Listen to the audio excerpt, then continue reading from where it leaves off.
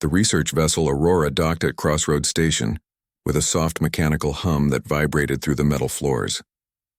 Dr. Maya, Chen pressed her face against the small porthole window and watched the massive space station rotate slowly against the backdrop of distant stars. After 6 months of traveling through deep space, seeing other beings again felt like waking up from a long dream. Maya gathered her medical equipment and research files. Today marked the first official meeting between humans and the Valari, an alien race known throughout the galaxy for their incredible mental powers and beautiful crystal technology. As the lead biomedical engineer on the mission, Maya would help establish medical protocols between the two species. The airlock doors opened with a sharp hiss.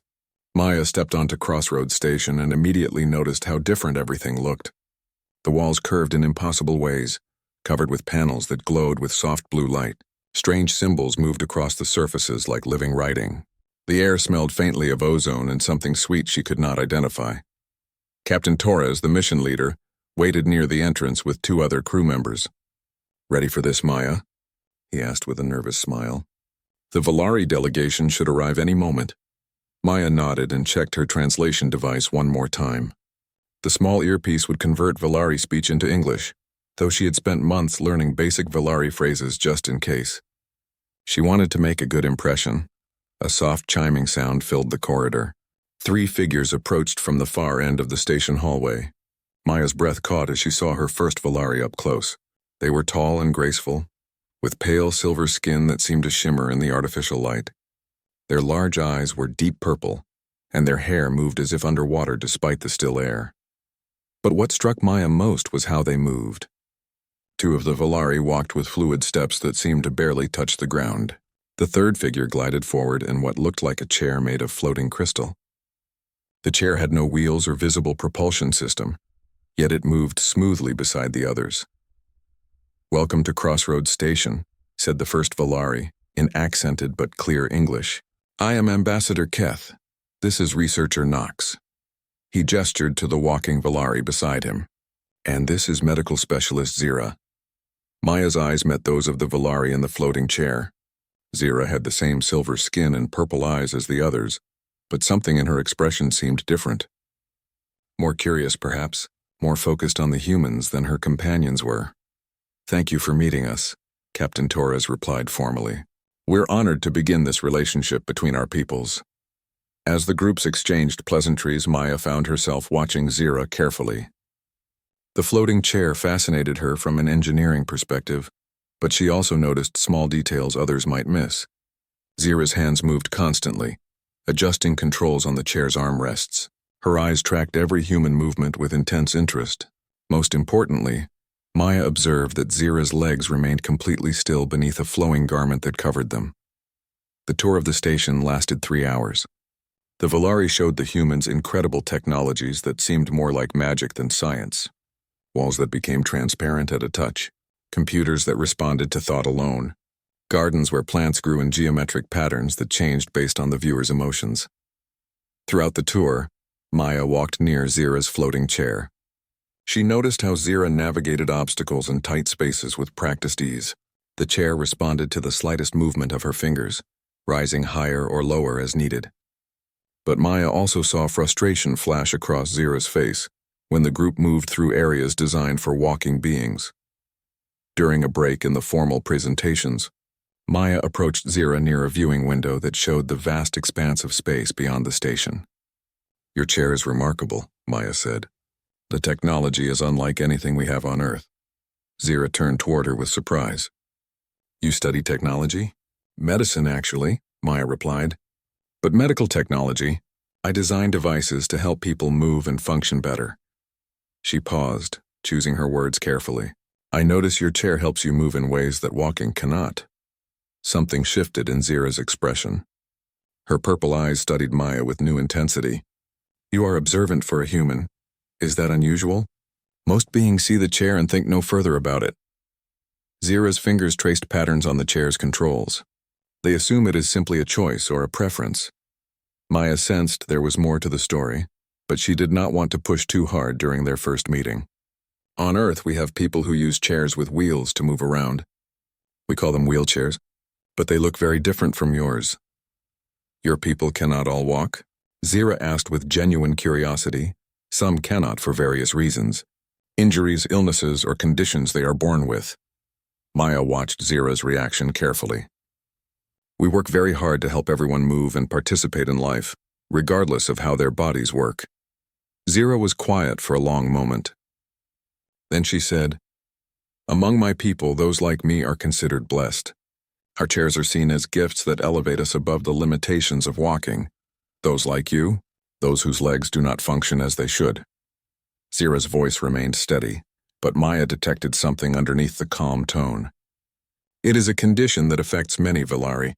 We are born with legs that weaken over time until they can no longer support us." Maya felt her heart rate increase.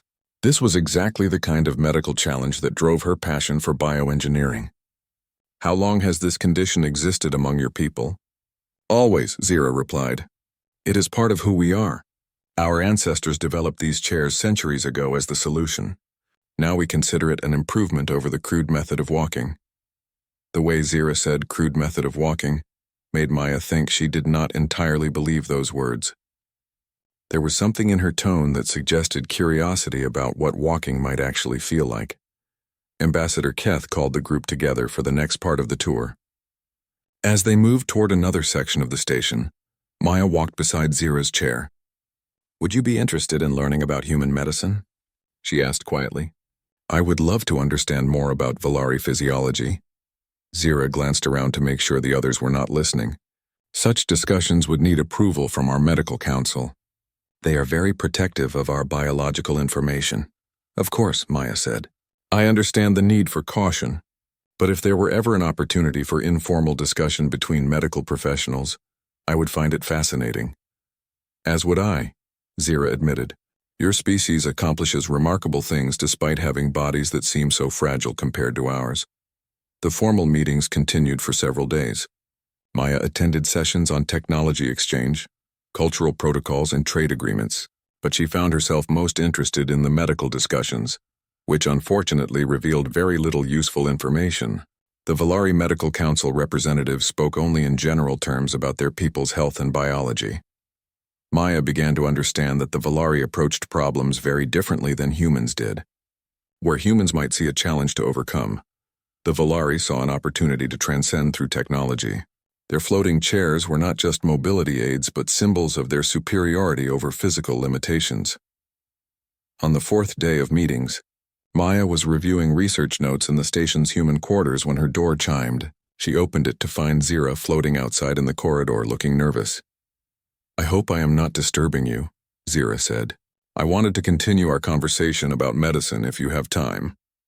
Maya stepped aside to let Zira enter. The crystal chair fit easily through the doorway and positioned itself near Maya's desk. "I am always happy to talk about medicine. Please make yourself comfortable." Zira looked around the small room with interest. "Your living spaces are so different from ours. Everything is designed for beings who walk, yes, though we try to make accommodations for people who use wheelchairs." Maya sat down across from Zira. "Tell me more about the condition that affects your people's legs." Zira hesitated, then began to speak. "It begins in childhood. At first we run and play like any young beings, but gradually our leg muscles become weaker. By adolescence, most of us can no longer stand for long periods. By adulthood, walking becomes painful and difficult. Eventually, our legs can no longer support our weight at all." Maya listened carefully, her medical training helping her categorize what she heard. "Does it affect other muscles in your body?" "No, only the legs. Our arms, hands, and torso remain strong throughout our lives." Zira demonstrated by lifting herself slightly in her chair, using only her arm strength. "Our minds also remain unaffected. Many of us develop stronger telepathic abilities, perhaps to compensate. How do your medical professionals treat this condition?" "They do not treat it," Zira said simply. "It is considered a natural part of Valari development. Like losing baby teeth or reaching sexual maturity, our medicine focuses on creating better chairs and improving the technology that helps us navigate our world." Maya felt a familiar excitement building inside her. This was the feeling she got when encountering a medical puzzle that others had dismissed as unsolvable. "Has anyone ever tried to strengthen the leg muscles or slow the progression?" Zira looked confused. "Why would we want to do that?" The chairs are superior to walking in every way. They allow us to move faster, reach higher places, and navigate terrain that would be impossible on foot. But do you ever wonder what walking would feel like? Maya asked gently. The sensation of your feet touching the ground, the rhythm of steps, the way your whole body moves together? Something flickered across Zira's face. For a moment, the composed expression cracked, revealing a deep curiosity underneath. Sometimes, she admitted quietly, when I watch humans move, I wonder what it would be like to feel the ground beneath my feet. Maya leaned forward slightly. Would you be willing to let me examine your legs? Not to change anything, but just to understand how they work? Zira's eyes widened. That would be highly irregular. The medical council does not approve of sharing biological information with other species. What if it were just between us? Medical professional to medical professional? Maya kept her voice gentle and non-threatening. I promise I would not share any information without your permission. Zira was silent for a long time, staring out the small window at the stars beyond. Finally, she spoke. I have always wondered if the weakness was truly inevitable.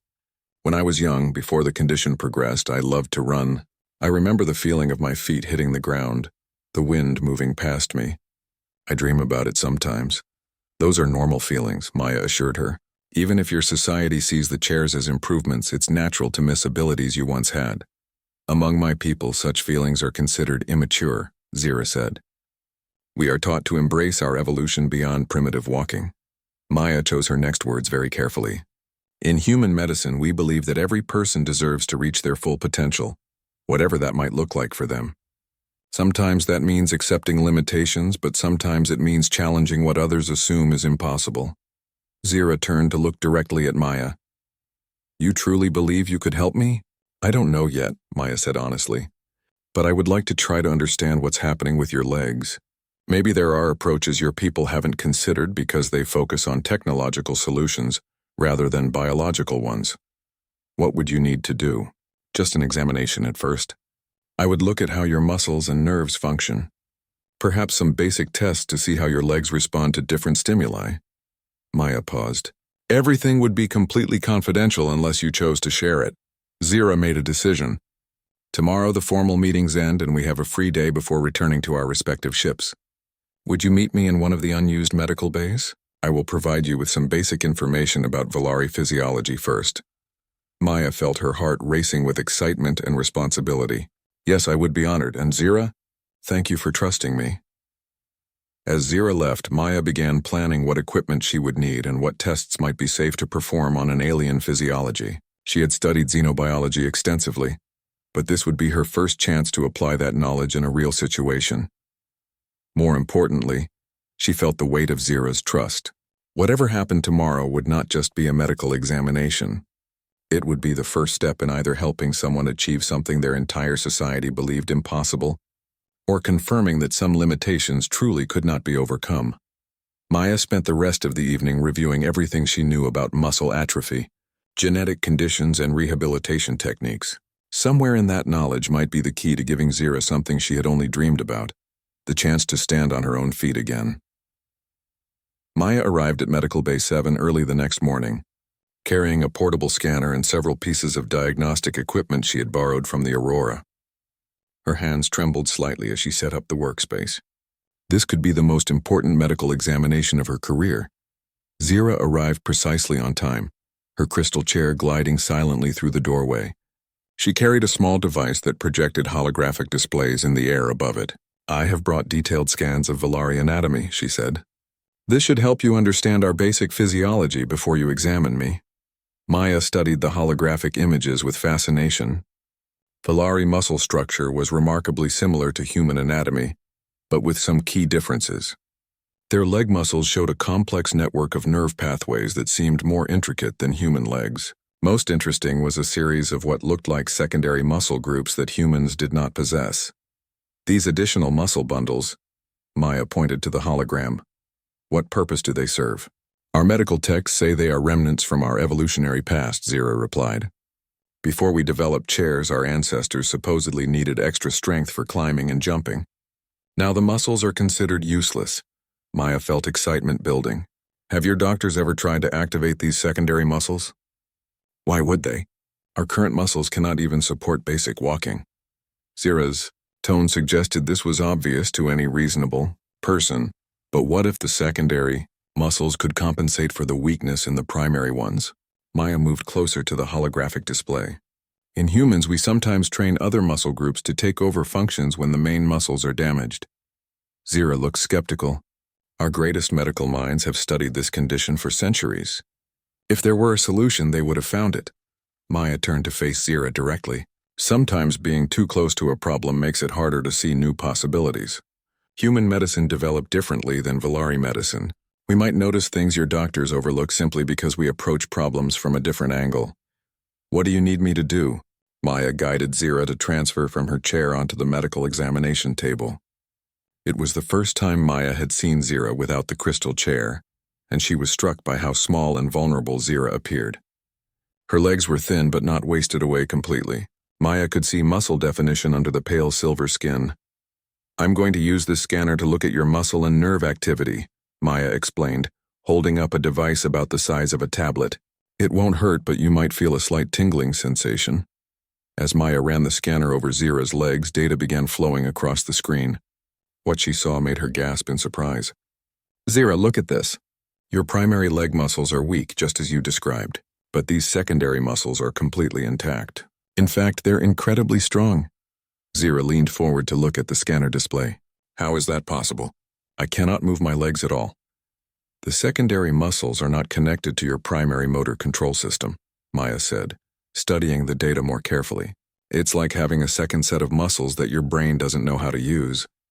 Maya continued scanning, mapping the complete network of muscles and nerves in Zira's legs. The picture that emerged was remarkable. The Valari had essentially two complete muscular systems in their legs. The primary system, which controlled normal walking, had indeed deteriorated. But the secondary system remained completely functional and far stronger than anything Maya had seen in human anatomy. This is incredible, Maya murmured, taking detailed measurements. Your secondary muscles could easily support your full body weight and more. The problem is that your nervous system never learned to activate them. But if they cannot be controlled, how does that help?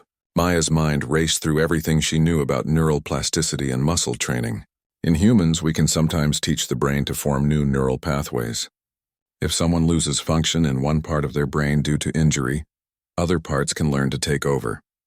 Maybe we can teach your brain to control these secondary muscles. Zira's eyes widened. You think you can teach me to walk using muscles I never knew I had? I think it's possible, Maya said carefully.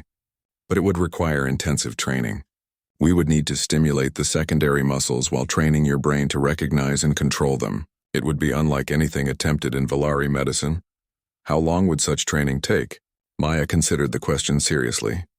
For humans learning to use prosthetic limbs or recovering from paralysis, intensive therapy can show results in weeks or months. But this would be different.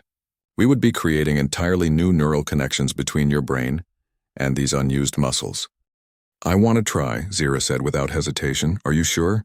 This would mean going against everything your society believes about your condition.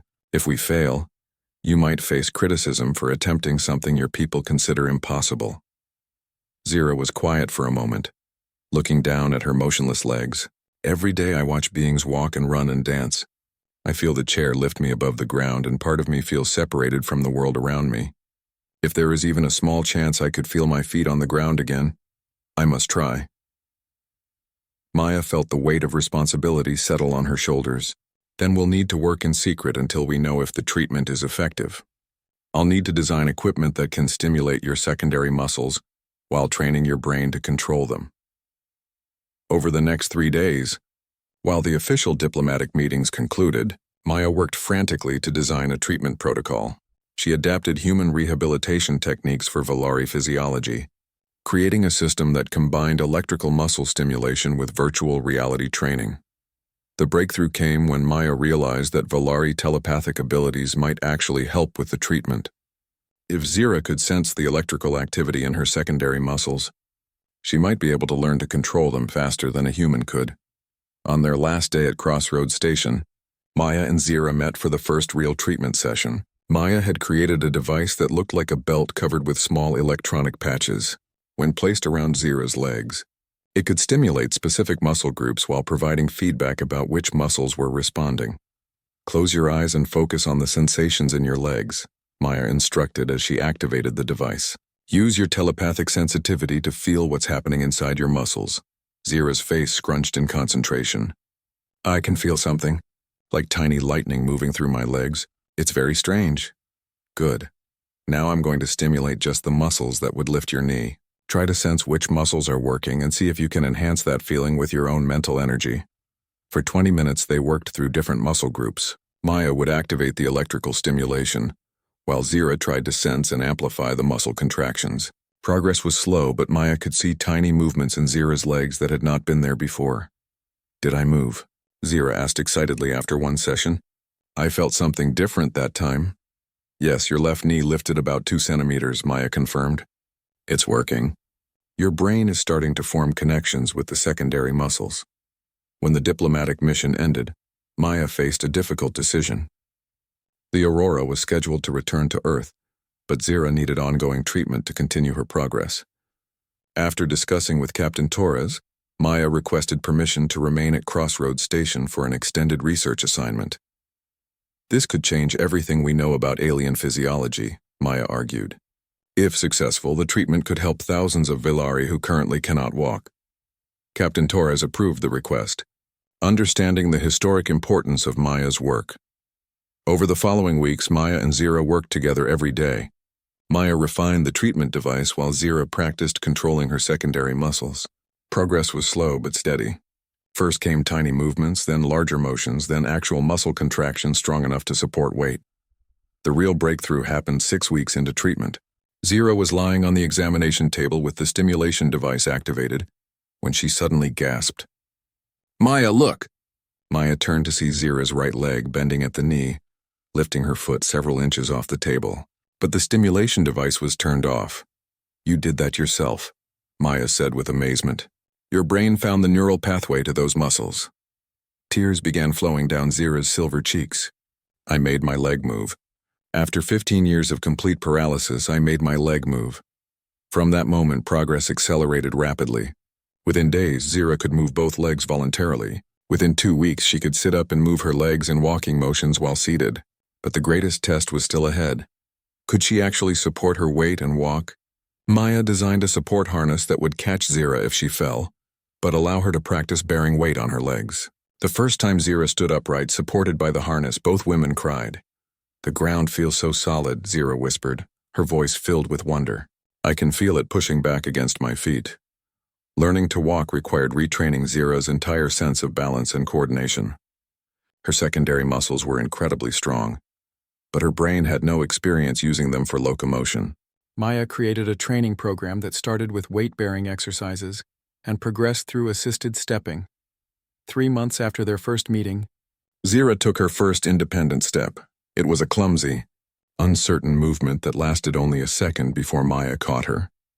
But it was a real step, supporting her full weight with her own muscles. Both women laughed and cried simultaneously. I'm walking, Zira said in disbelief. I'm actually walking. Word of Maya's success could not be kept secret forever. When Villari medical officials learned that Zira was walking independently, they demanded an immediate investigation. A delegation of Villari doctors arrived at Crossroads Station to examine both Zira and Maya's treatment methods. Dr. Vex, the head of the Villari Medical Council, was initially skeptical and somewhat offended. This human claims to have solved a condition that we have studied for centuries. It is impossible. But when Zira walked into the meeting room on her own feet, carrying her crystal chair rather than sitting in it, Dr. Vex's expression changed to amazement. How is this possible? He asked. Maya explained the treatment, showing the medical scans that revealed the secondary muscle systems. Your people developed such advanced technology that you stopped looking for biological solutions. Sometimes the answer is not to replace a function, but to find alternative ways to achieve it. Dr. Vex examined Zira carefully, running every test the Villari medical establishment possessed. The results were undeniable. Not only was Zira walking, but her secondary muscles had grown stronger through training. Her overall health had improved dramatically. We must study this immediately, Dr. Vex declared. If this treatment can be replicated, it could help thousands of our people. Maya worked with the Valari medical team to document every aspect of the treatment protocol.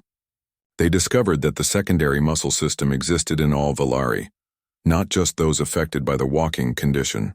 In healthy Valari, the secondary muscles provided additional strength and agility that had been forgotten as their society embraced technological solutions. Within 6 months, treatment centers were established on 3 Valari worlds. Maya trained Valari doctors in the rehabilitation techniques, while they taught her advanced Valari medical technology.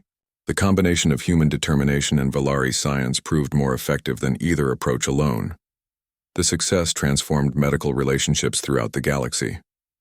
Other alien species began requesting human medical consultants to examine conditions their own doctors had declared hopeless. Maya's refusal to accept that any medical problem was truly unsolvable became a model for interspecies medical cooperation. Zira became the first Valari to run in over 1,000 years. She trained intensively and participated in the first interspecies athletic competition held at Crossroads Station. When she crossed the finish line of a 5-kilometer race, she was not just completing a run, but proving that limitations existed to be overcome, not accepted. Dr. Maya Chen returned to Earth as a hero, but she carried with her something more valuable than fame. She had learned that the greatest medical breakthroughs often came from questioning what everyone assumed was impossible. Her work with Zira became the foundation for the Interspecies Medical Initiative, a program that brought together doctors from dozens of worlds to challenge medical assumptions and help beings throughout the galaxy reach their full potential. Years later, when Maya watched Zira teaching young Valari how to walk for the first time in their lives, she reflected on the simple truth that had made it all possible. Humans had always refused to accept that any problem was permanently unsolvable. That stubborn determination, more than any advanced technology, was humanity's greatest gift to the galaxy. The alien woman who couldn't walk had learned to run, and in doing so, had taught an entire civilization that evolution meant growth, not surrender.